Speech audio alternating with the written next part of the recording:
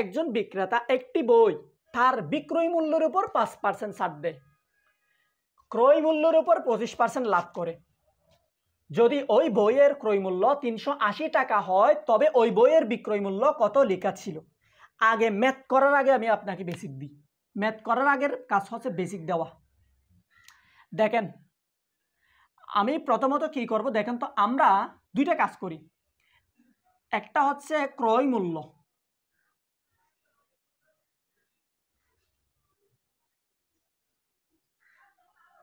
ক্রয় মূল্য, আরেকটা হচ্ছে গায়ের দাম।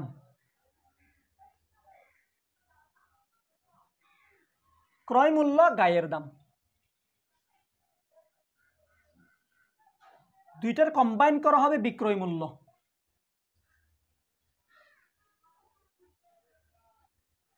দুইটার কম্বাইন করা হবে বিক্রয় মূল্য। এবার আমি বুঝাই, শুনেন। এবার আমি আপনাকে একদম ভালো করে বুঝাই। দেখেন, ক্রয় মূল্য, গায়ের দাম, দামের উপর নির্ভর করে কমিশন, কমিশন নির্ভর করে গায়ের দামের উপর, এবং লাভ ক্ষতি নির্ণয় করবে ক্রয় মূল্যের উপর। লাভ ক্ষতি কিসের উপর নির্ভর করবে? ক্রয় মূল্যের উপর। এবার আমি আপনাকে বোঝাই বিষয়টা কি।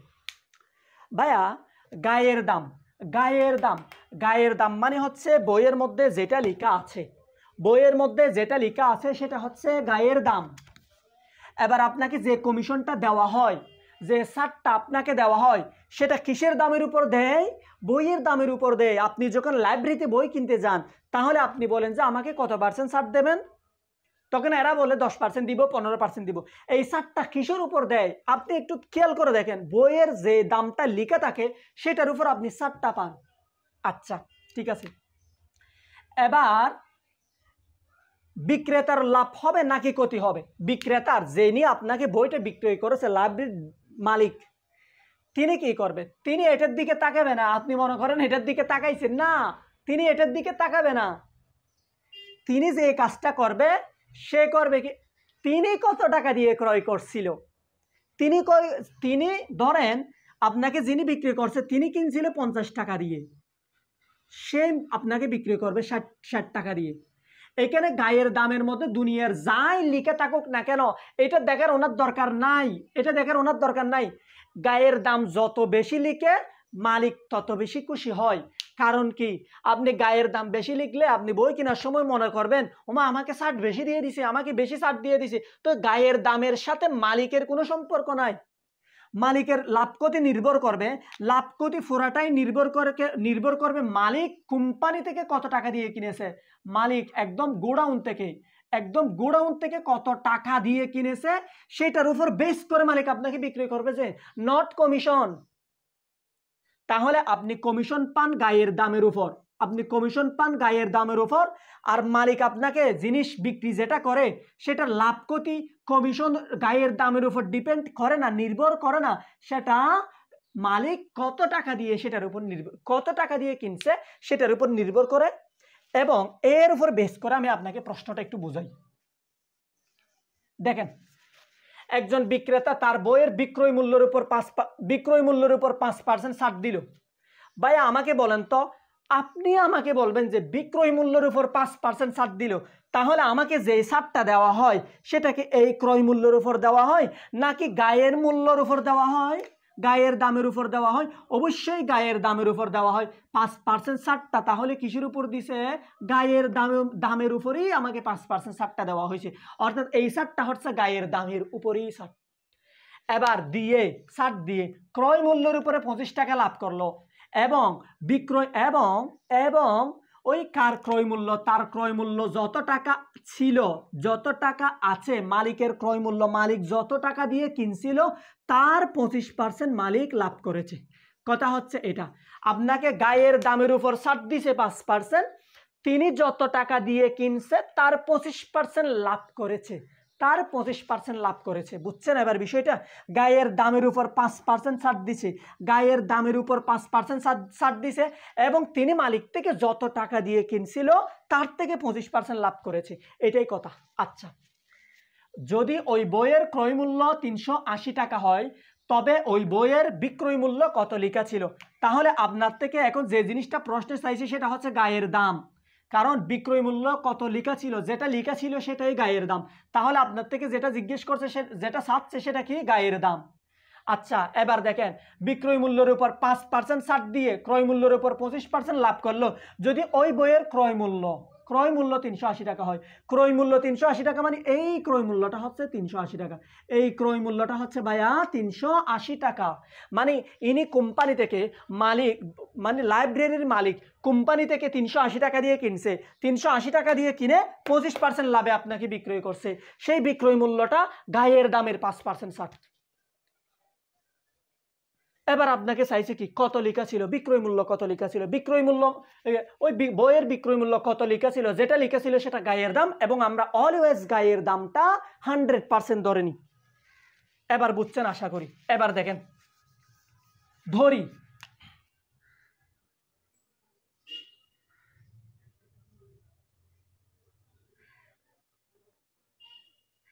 গায়ের দাম 100%। আচ্ছা, আমি এটা মুছে ফেলি, আমি আপনাকে বেসিকটা বোঝাতে পেরেছি।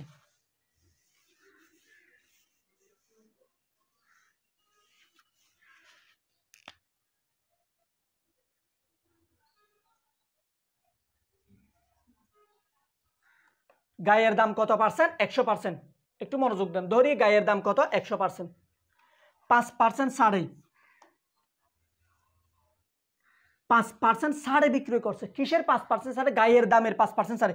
আচ্ছা, আমি ওভাবে না লিখি, আমি এভাবে লিখি, গায়ের দামের 5% ছাড়ে।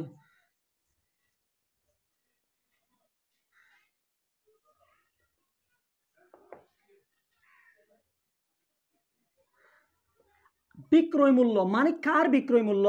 লাইব্রেরির মালিক আপনাকে বিক্রয় করছে, যে আপনাকে বিক্রয় করছে ওই বিক্রয় মূল্যটা গায়ের দামের 5% ছাড়, মানে হচ্ছে ওই বিক্রয় মূল্যটা 95%।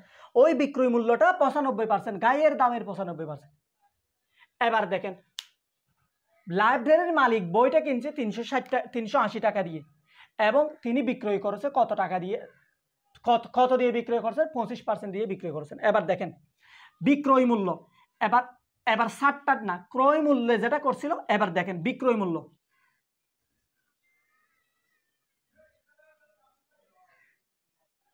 লাভ সহ বিক্রয় মূল্য আর কি, কোম্পানি আপনার থেকে লাভ করছে না, লাভ সহ বিক্রয় মূল্য, বিক্রয় মূল্য, লাভ সহ বিক্রয় মূল্য। তিনি কিনছিল কত টাকা দিয়ে? 380 টাকা দিয়ে। লাভ করছে কত টাকা, কত পার্সেন্ট? 25% লাভ করছে। 25% লাভ মানে 380 যোগ 380 এর 25%, এর 25%। এটা হচ্ছে তিনি কিনছিল 380 টাকা দিয়ে, আর আপনাকে বিক্রি করছে আরো 380 থেকে আরো 25% বেশি, অর্থাৎ আপনাকে বিক্রি করছে 380 যোগ 380 ইন্টু 25/100, 25/100। এটার সাথে শূন্যর সাথে শূন্য কাটেন, 25কে 5 দিয়ে কাটেন 5 বার, এটাকে 5 দিয়ে কাটেন 2 বার। এবার 38কে আপনি 2 দিয়ে ভাগ করেন। আপনি যদি 38কে 2 দিয়ে ভাগ করেন, তাহলে এখানে দাঁড়াবে কত? 19। কত দাঁড়াবে? 19। উপরে 19 দাঁড়াবে 19। এবার এই 19-এর সাথে আপনি 5 গুণ করেন। আপনি যদি 19-এর সাথে 5 গুণ করেন, তাহলে দাঁড়ায় 95, অর্থাৎ 380 যোগ 95। এবার শূন্যের সাথে 5 যোগ করলে 5, 8-এর সাথে 9 গুণ করলে 17, 17 এর 7, সাথে আছে 1, কত? 475 টাকা। এবার আপনাকে লাইব্রেরির মালিক বইটা বিক্রয় করেছে 475 টাকা দিয়ে, আপনাকে লাইব্রেরির মালিক বইটা বিক্রয় করেছে। যে 475 টাকা দিয়ে বিক্রয় করেছে, 475 টাকা যে টাকাটা দিয়ে আপনাকে বিক্রয় করেছে, সেই বিক্রয় মূল্যটা, সেই বিক্রয়ের পার্সেন্টটা কত? গায়ের মূল্যের 95%। সেটা হচ্ছে আপনি এত টাকা লাইব্রেরির মালিককে দিয়েছেন, আর সেটা গায়ের মূল্যের 95%। তাহলে আপনি কি এবার লিখতে পারেন না 95% ইকুয়াল, কারণ আপনি তো 95% দিয়ে পাইছেন টাকাটা, 95% ইকুয়াল 475। এবার গায়ের মূল্য কত পার্সেন্ট ধরে নিছেন? 100%। সুতরাং 100% ইকুয়াল 475 গুণন 100 ডিভাইডেড বাই 95। 475-এর মধ্যে 95 যায় 5 বার, 5-এর সাথে 100 গুণ করলে 500 টাকা। আশা করি আমি একদম বেসিক সহকারে বেসিক সহকারে আপনাকে ম্যাথটা বোঝাতে পেরেছি, একদম বেসিক, এর চেয়ে বেসিক দেওয়ার আর কোনো ওয়ে নাই, কোনো সুযোগ নেই। এবার দেখেন, আবার খেয়াল করেন, আমি এটা একটু আপনাকে রিপিট করে দেখেন, খেয়াল করেন, একটু মনোযোগ দেন। এটা হচ্ছে লাভ ক্ষতির সবচেয়ে কঠিন অঙ্ক।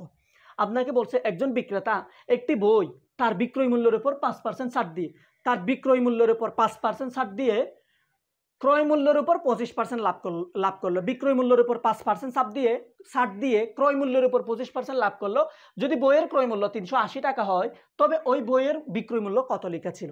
তো বইয়ের বিক্রয় মূল্য কত লেখা ছিল মানে হচ্ছে আপনার বইয়ের গায়ে একটা দাম থাকে, যে এই দামটা জিজ্ঞেস করছে কত ছিল। এখন এই কোম্পানি, এখন লাইব্রেরির মালিক যে বইটা কিনছে, লাইব্রেরির মালিক বই কিনছে কত টাকা দিয়ে? 380 টাকা দিয়ে কিনছে। তার 25% লাভে আপনাকে বিক্রয় করেছে, তাই না?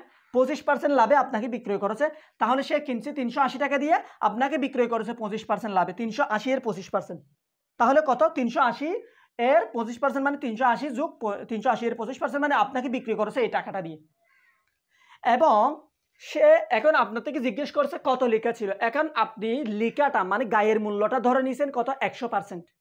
তো গায়ের মূল্যের উপরেই তো আপনার পার্সেন্টেজটা দেয়, তাহলে গায়ের মূল্য ধরেন 100% লেখা ছিল। এবার আপনাকে গায়ের মূল্যের উপরে 5% ছাড় দিছে, তাহলে গায়ের মূল্যের উপরে 5% ছাড় দিছে, সেটা হয়েছে কত? 95%। এখন আপনাকে বিক্রি করেছে, সে আপনার থেকে মোট টাকা নিছে, ক্যাশ টাকা নিছে 475 টাকা, এবং সেটা বইয়ের গায়ের 95%। তাহলে আপনি বলতে পারেন 95% ইকুয়াল এত। আর আপনাকে থেকে জিজ্ঞেস করছে বিক্রয় মূল্য কত লেখা ছিল, সেটা আপনি 100% ধরে নিয়েছেন, 100% ইকুয়াল এত। আশা করি বোঝাতে পেরেছি। মাথায় রাখবেন, এই ম্যাথটা হচ্ছে লাভ ক্ষতির সবচেয়ে কঠিন ম্যাথ। এর চেয়ে কঠিন ম্যাথ লাভ ক্ষতিতে আর হতে পারে না।